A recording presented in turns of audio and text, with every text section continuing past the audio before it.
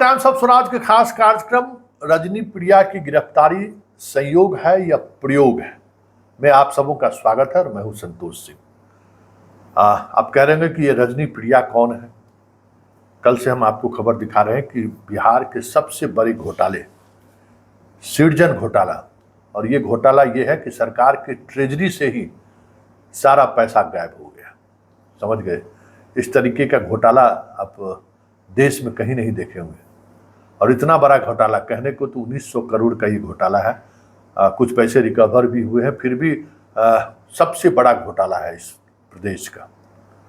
और इस प्रदेश में ये कैसे घोटाला हुआ उसका एक छोटा सा ब्रीफ हम दे दें कि मनोरमा देवी एक बैंक चलाती थी, सहकारिता बैंक, और एक दौर आया कि सरकार की सारी राशि उस बैंक में जमा होने लगा और फिर वहीं से खेल शुरू हुआ। उसके सरकार के पैसे से धंधा शुरू हुआ पूरे देश में। उस पैसे का बिल्डर, दवा कारोबारी, जूता कारोबारी, जिसको जैसे मौका मिला उस पैसे का इस्तेमाल किया, पैसे से पैसे कमाया।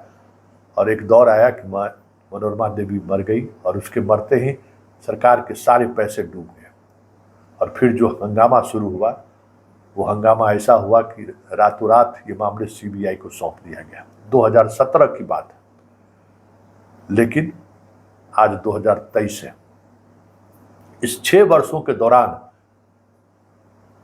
ऐसे तमाम लोग गिरफ्तार हुए जिनका रिश्ता रजनी प्रिया से था, जिनका रिश्ता मनोरमा देवी से रहा, जिनका रिश्ता इसके हस्बैंड आलोक से रहा। मतलब उस बैंक से जिस किसी का भी रिश्ता रहा उसमें अधिकांश लोगों की गिरफ्तारी हुई, लेकिन रजनी प्रिया और उसके हस्बैंड की आज तक गिरफ्तारी नहीं हुई थी। 6 वर्ष हो गया। तो ये गिरफ्तारी सीबीआई के लिए बड़ी चुनौती था। और गिरफ्तारी कहाँ हुआ? ठीक सीबीआई के नाक के नीचे, गाजियाबाद के बगल में।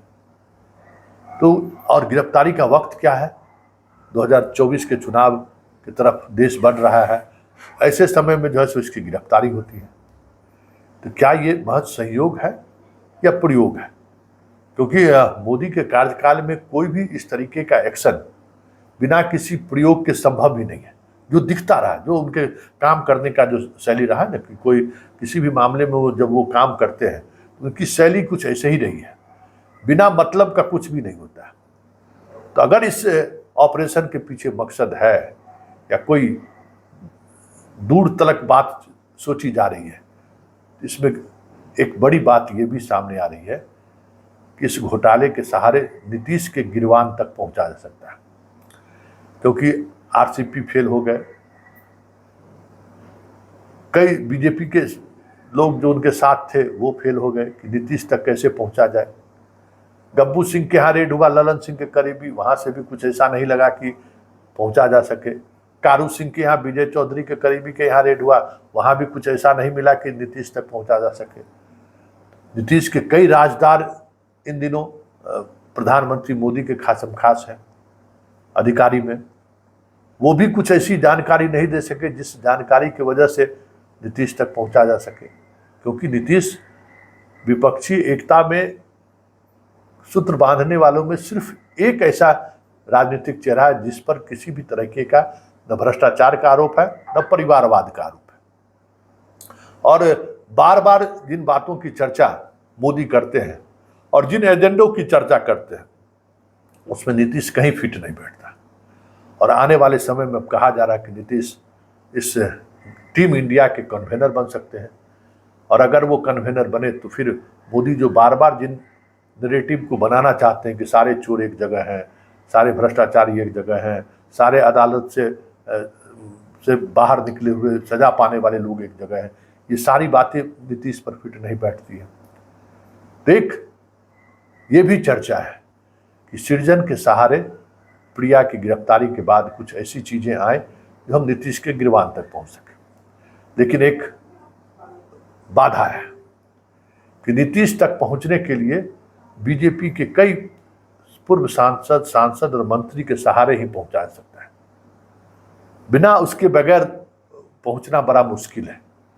और उन तमाम लोगों को आप छोड़कर सीधे नीतीश तक पहुंच जाए तो नीतीश की जो छवि रही है उस छवि को लेकर फिर मोदी पर एक अलग तरीके का हमला हो सकता है, मतलब राजनीतिक हमले बयानबाजी हो सकती है।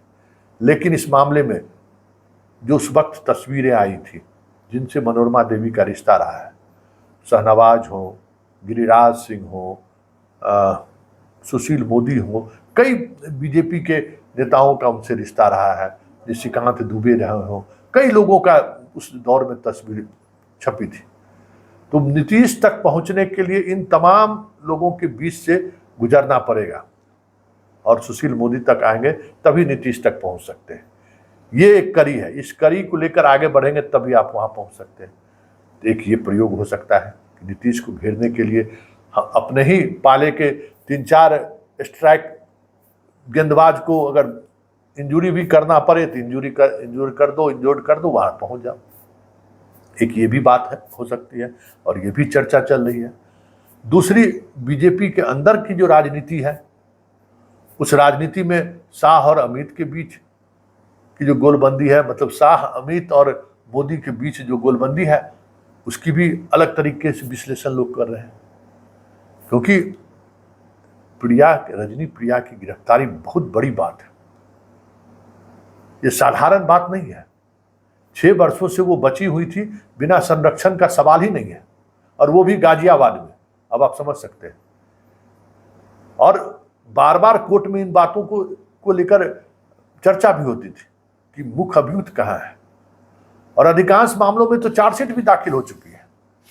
अब आप इसकी गिरफ्तारी के बाद अब कौन सा नए बात आप सामने ला सकते हैं? वो भी कई आईपीएस अधिकारी से सीधा रिश्ता रहा है। अमित जैन के तो अकाउंट में पैसा गया हुआ है, उस मामले में भी बड़ा बबेला मचा था।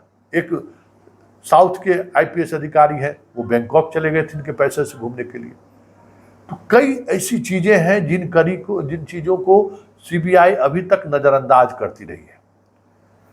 पटना के एक हीरा कारोबारी है फ्रेजर रोड में, उस हीरा कारोबारी के यहाँ सबूत चीख चीख कर आज भी कह रहा है कि किस आईएएस की बीवी को हमने हीरा का नग दिया था, किस आईएएस की बीवी को हम हीरा का कान वाला दिया था, किस आईएएस की बीवी को हम हाथ में अंगूठी दिया था, और वो सारी राशि मनोरमा देवी के बैंक के माध्यम से यहाँ की एक महिला, राजनीतिक महिला के अकाउंट में पैसा आती है, और वो पैसा फिर ट्रांसफर होता है उस हीरा कारोबारी के यहाँ, और उस हीरा कारोबारी के यहाँ से तमाम आईएएस अधिकारियों की पत्नी के घर ये सामान पहुंचता है। एक से एक एविडेंस आज भी चीख कर कह रहा है कि मेरे पास हम हैं, गुनाहगार कौन है सो मैं बताने को तैयार हूं, मेरे पास तो आओ। लेकिन 7-6 वर्षों से सीबीआई अभी तक उनके पास नहीं पहुंचा है। तो क्या सीबीआई उन तक पहुंचेगी? महालेखाकार का कई ऐसा पत्र है जो पत्र दिखाता है कि इस तरीके की घोटाले की संभावना बार बार जताते हुए वित्त विभाग को महालेखाकार ने सूचित किया है कि कुछ चीजें वहां चल रही है, सब कुछ सहज नहीं है। उस पत्र को के आधार पर जो जांच बैठाई गई, ऑडिट करने वाली जो टीम गई, वो टीम उस बैंक के बारे में सकारात्मक रिपोर्ट करती है। कई ऐसी चीजें हैं जिन चीजों के सहारे ये बात चीख चीख कर आज भी सबूत के तौर पर है कि चाहे सीबीआई तो बड़े से बड़े पदाधिकारी और नेताओं के गिरबान पर हाथ डाल सकता है, लेकिन 6 वर्षों तक वो चुप रहा है। तो क्या कुछ इस तरीके के संकेत दिए गए हैं, या फिर बीजेपी के अंदर जो कुछ चल रहा है, सियासी चीज़ें चल रही हैं कि हमको शाहनवाज को अलग करना हो, गिरिराज को अलग करना हो, सुशील मोदी को दरकिनार करना हो, तो ये बहुत सारी चीज़ें हैं। एविडेंस के तौर पर फाइल जमा रहेगा, टिकट मांगने जाएंगे तो कहेंगे कि देख लीजिए क्या करना है। ये राजनीति में खूब होता है ये सब। लेकिन एक बड़ी बात ये भी है कि निशिकांत दुबे जो हाल के दिनों में काफ़ी चर्चा में आए, आप देखे होंगे कि पार्लियामेंट में लंबी बहस में उनको मौका दिया गया, वो बड़ी मजबूती से बीजेपी का पक्ष रख रहे थे, और उतने ही मजबूती से उन्होंने दिखाया कि सरकार का हमारे ऊपर बर्दाश्त है, चाहे वो बर्दाश्त अमित शाह का ही क्यों न हो।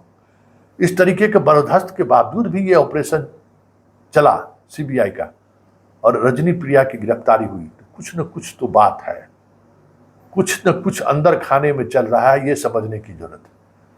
क्योंकि अगर इस मामले में जांच बढ़ी तो कई लोग इसके चपेट में आ सकते हैं, क्योंकि जिनका भी भागलपुर से रिश्ता रहा है वो चपेट में आ सकते हैं अगर सीबीआई चाह ली तो क्या ये माना जाए कि बीजेपी के अंदर की राजनीति का भी तो ये गिरफ्तारी के पीछे प्रयोग तो नहीं है, या फिर नीतीश के गिरबान तक पहुंचने का प्रयोग नहीं है? कई ऐसे सवाल इनके गिरफ्तारी के साथ ही शुरू हो गए हैं।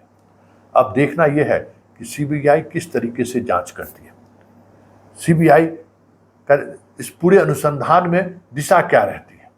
ये सारी चीजें एक सप्ताह के अंदर दिखनी जरूर शुरू हो जाएगी। लेकिन इतना तय है कि रजनी प्रिया की गिरफ्तारी संयोग नहीं है, यह एक बड़ा प्रयोग है, और इस प्रयोग के आधार पर आने वाले चंद महीनों के अंदर बिहार की राजनीति में कोई बड़ा विस्फोट होता हुआ आपको दिखे तो कोई बड़ी बात नहीं होगी। ये बात तय मानिए कि एक गिरफ्तारी साधारण गिरफ्तारी नहीं है, क्योंकि इसके गिरफ्तारी का मतलब है कि बहुत सारी चीजें पब्लिक डोमेन में आनी शुरू हो जाएगी।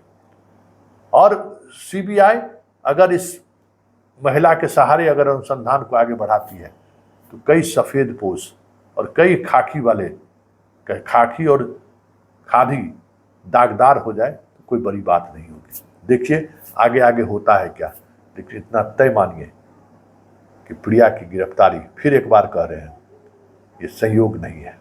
वो भी दिल्ली के नाक के नीचे कुछ न कुछ चीजें चल रही हैं, चाहे वो बीजेपी के अंदर में चल रही हो या फिर नीतीश के गिरबान तक पहुंचने की बात सोच रही है। कुछ न कुछ तो है।